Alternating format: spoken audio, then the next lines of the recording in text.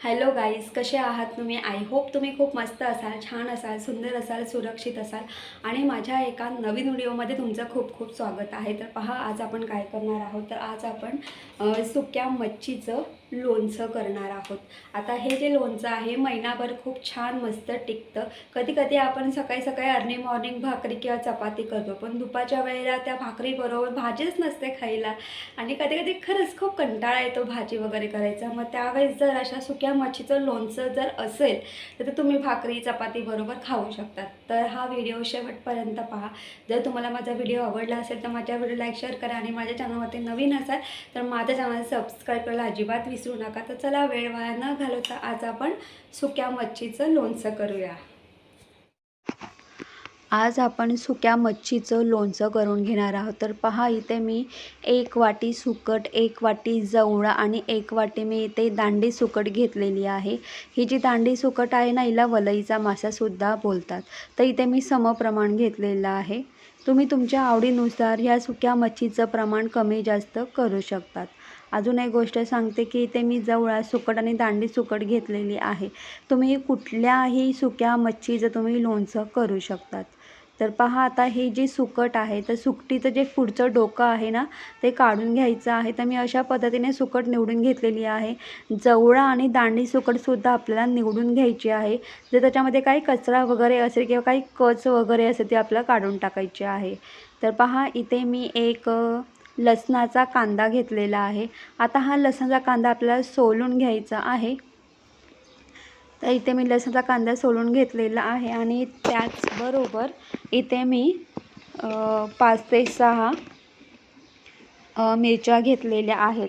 आता या ज्या मिरच्या आहेत त्या कमी तिखट मिरच्या आहेत. आता तुम्ही इथे मिरचीचं प्रमाणसुद्धा कमी जास्त करू शकतात तुमच्या आवडीनुसार.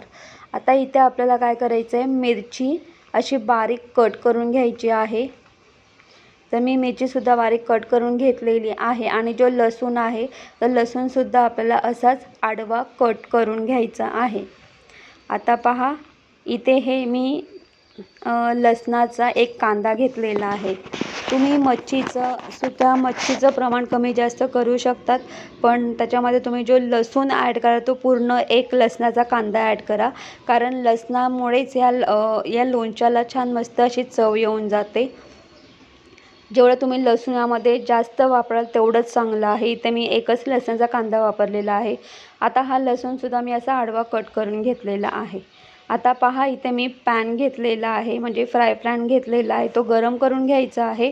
गरम करून झाल्यानंतर गॅस बारीक करायचा आहे. मंद गॅसवरती आपल्याला ही सुकी मच्छी छान मस्त भाजून घ्यायची आहे. आणि ही सुकी मच्छी भाजली ना की हिचा छान मस्त असा वास येतो. आणि मंद गॅसवरती का भाजून घ्यायची आहे, कारण ही जी सुकी मच्छी आहे तर ही करपू नये. दुसरी गोष्ट म्हणजे अशी की मंद गॅसवरती आपण जर ही सुकी मच्छी जर भाजून घेतली तर ही करपणार नाही, पण कुरकुरीत क्रंची नक्कीच होईल आणि खूप छान मस्त अशी भाजली जाईल. आणि ही सुकी मच्छी भाजली ना का हिचा छान मस्त असा वास येतो भाजल्यासारखा. तर पहा, इथे मी सुकी मच्छीसुद्धा भाजून घेतलेली आहे. आता इथे मी कढई घेतलेली आहे. आता आपल्याला ऑइल घ्यायचं आहे. तर पहा, इथे मी 1 वाटी सुकी मच्छी घेतली होती, त्यानुसार मी इथे 1 वाटी मी ऑइल घेतलेलं आहे. तुम्ही जेवढी सुकी मच्छी घ्याल ना तेवढंच आपल्याला ऑइल ॲड करायचं आहे. आणि तुम्हाला असं वाटत असेल तुम्ही तुमच्या आवडीनुसार कमीही ऑइल ॲड करू शकतात. पण हे जे माप आहे, म्हणजे एक वाटी सुकी मच्छी त्यानुसार 1 वाटी ऑइल हे प्रमाण योग्य आहे. पण तुम्हाला जास्त ऑइली नको असेल तर तुम्ही तेलाचं प्रमाण थोडं कमी करू शकतात. तर पहा, आता इथे तेल गरम करून घ्यायचं आहे. तेल गरम करून झाल्यानंतर गॅस मीडियम ठेवायचा आहे आणि मीडियम गॅसवरती आपल्याला लसूण आणि मिरची छान मस्त क्रंची कुरकुरीत होईपर्यंत आपल्याला तळून घ्यायची आहे. तर तुम्ही पाहू शकता अगदी 7 ते 8 मिनटं लागतात आणि इथे लसूण आणि मिरची याचा कलरसुद्धा चेंज झालेला आहे. तर तुम्ही पाहू शकतात इथे आपलं लसूण आणि मिरची छान मस्त तेलामध्ये तळून झालेलं आहे. आता काय करतं, या स्टेपला आपल्याला गॅस बंद करायचा आहे आणि हा जो तेल आहे ना हा आपल्याला थंड होऊन द्यायचा आहे.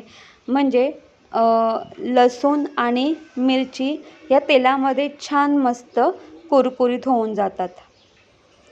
आता पहा आपल्याला काय करायचं आहे, याच्यामध्ये आपल्याला काही मसाले ॲड करायचे आहेत. आता हे जे मसाले आहेत तर इथे पहा मला लोणचं अगदी झणझणीत हवं, त्यानुसार मी इथे मसाले ॲड करते. तर इथे मी 1 चमचा गरम मसाला ॲड केलेला आहे. त्याचबरोबर 1 चमचा लाल तिखट आणि 1 चमचा मी इथे काश्मीरी मिरची पावडर वापरलेली आहे. तुम्ही तुमच्या आवडीनुसार मसाले कमी ॲड करू शकतात. म्हणजे इथे मी 1 चमचा ॲड केलेला आहे, तुम्ही अगदी अर्धा चमचा मसाला ॲड करू शकता तुमच्या आवडीनुसार. तर पहा आता हे मसाले आपल्याला या तेलामध्ये छान व्यवस्थित मिक्स करून घ्यायचे आहेत. आता आपण जी मच्छी भाजून घेतली होती ती सगळी सुकी मच्छी आपल्याला याच्यामध्ये ॲड करायची आहे. आणि हे जे सुक्या मच्छीचं लोणचं आहे चवीला एक नंबराने भन्नाट असं लागतं. आणि हे जे सुक्या मच्छीचं लोणचं आहे महिनाभर खूप छान राहतं रूम टेम्परेचरमध्ये. आणि आपल्याला हे जे लोणचं आहे तर हे लोणचं आपल्याला एका प्लॅस्टिकच्या डब्यामध्ये किंवा काचेच्या बरणीमध्ये किंवा प्लॅस्टिकच्या बरणीमध्ये तुम्ही हे लोणचं तुम्ही स्टोअर करून ठेवू शकतात. तर पहा मी इथे सुकी मच्छी छान मस्त या ऑइलमध्ये व्यवस्थित मिक्स करून घेतलेली आहे.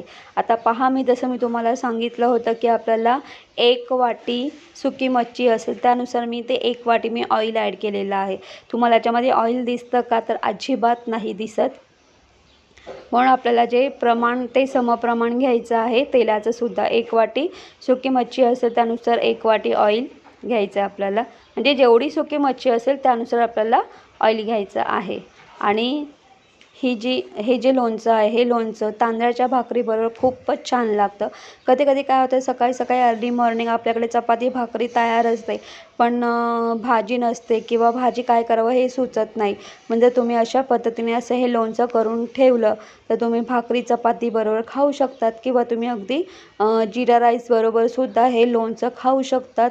चवीला एक नंबराने भन्नाट असं लागतं. आता हे जे लोणचं आहे खाताना क्रंची कुरकुरीत आणि खूप छान असं लागतं हे लोणचं.